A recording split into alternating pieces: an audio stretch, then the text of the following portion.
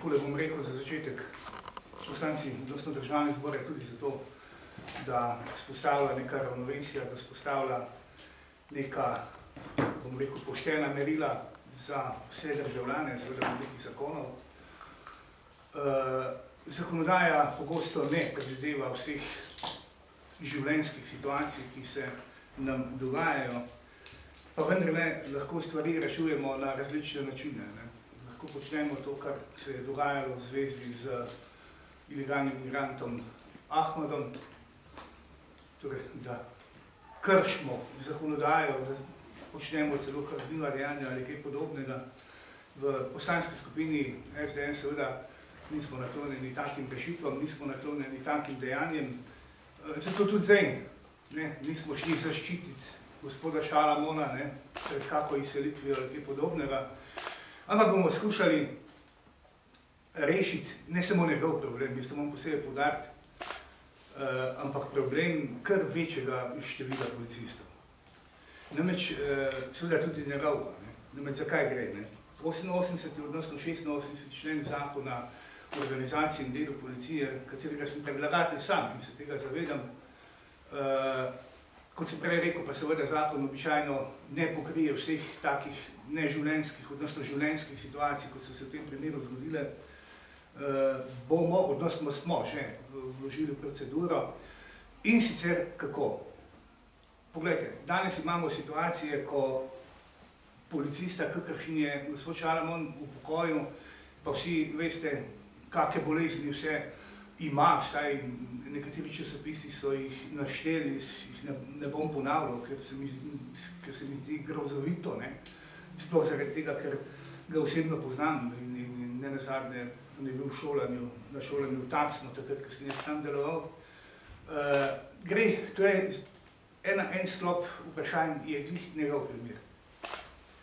Potem imamo drug sklop tovrstnih vprašanj, ki se nanašajo recimo na hude telesne poškodbe, katerih posledica je invalidnost, pa policist preživi, pa je lahko to zelo mlad policist. In seveda, ker bo upokojen invalidsko, se potem dogaja kaj? Dogaja se to, da ga vržejo na cesto iz teh službenih stanovanj. In tretji primer, poglejte, mi smo imeli zdaj v zadnjih 3 letih, mislim, da 3 mrtve policiste v službi, 3 mrtve policiste v službi. Koliko bi ti ljudje bili v službenih stanovanjih, bi se zgodilo kaj? En dan po pokopu, odnosno en dan po nastopu smrti bi seveda deložirali celotno družino, ženo, otroke in tako dalje. Vi si lahko predstavljate, da je to neživljenjska situacija in da je to na nek način do vseh teh ljudi situacija, ki jo ne smemo dopustiti. Zato smo z posegom v zakon skušali rešiti to vrstne primere. Dopolnili smo 86. pa 88. člen zakona o organiziranosti in delu v policiji in seveda dopolnili smo prehodno določbo, ki bi odprte primere, ki se danes dogajajo, tudi zajela in tudi pokrila. Na ta način ne bomo pomagali samo temu človeku, ampak vsem takim in podobnim primerom. Jaz ministrici za notranje zadeve, odnosno notranjem ministrstvu, ne morem očitati karkoli. Karkoli bi očitali razen neko noto človečnosti, če bi temu tako rekel. Ampak vsi vemo, kako je s pravom, tako da jaz ničesar ne očitam notranjem ministrstvu, pričakujem pa seveda, da glede na to, da ti postopki zoper gospoda Šalamona in še nekatere sicer zdaj tečejo, ampak bolj bi rekel, da pričakujem, da bo zakon sprejet v najkrajšem možnem času in zato tudi nismo predlagali kakšne splošne razprave, kaj takega. Stvar je zdaj od tega trenutka naprej v rokah predsednika odbora za notranjo politiko. Če bo on pravočasno sklical odbor, imamo zadevo lahko tudi na decembrski seji in tam za nov let je lahko ta problem in podobni problem rešen. Toliko. Hvala, če kakšno vprašanje?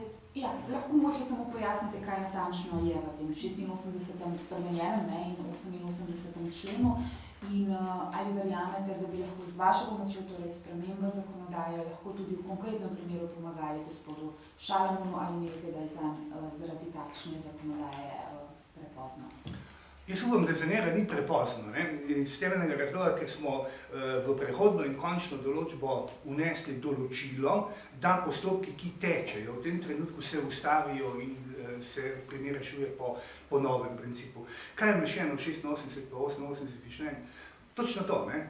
Prvič, da stanovanje lahko zadrži invalidni policist, ne? Torej policist, ki je invalidsko upokojen, da lahko zadržijo stanovanje pod enakimi pogoji kot aktivni policisti v primeru smrti policistov ali policist, no, bom rekel, partnerji lahko zadržijo, odnosno otroci. In tretja kategorija ljudi, ki smo jih posebej vnesli, so pa veterani vojne za Slovenijo. Nekako se mi zdi, da gledajte, ta gospod je sodeloval v eni najbolj krvavih policijskih bitk, ne, če bi temu tako rekel, to je v Trzinu, ne. In glede na njegovo stanje današnje je kar hudo, ne. In se mi zdi, da je prav, da za to kategorijo ljudi vendarle poskrbimo. Še kakšno vprašanje? Gre ta zadeva potem po hitrem postopku, ali kako ste rekli? Ja, brez kakšne javne razprave, brez, bom rekel, brez teh rednih postopkov, ki bi pomenili 3 mesece. Mi smo predvideli to najhitrejšo varianto. Zato pravim, da bi teoretično, in če se bojo potrudili, zlasti predsednik odbora in z njim govoril, da bi zadevo čim prej uvrstili na dnevni red, potem pa so pogoji vzpostavljeni tudi za državni zbor v decembru. Hvala. Hvala.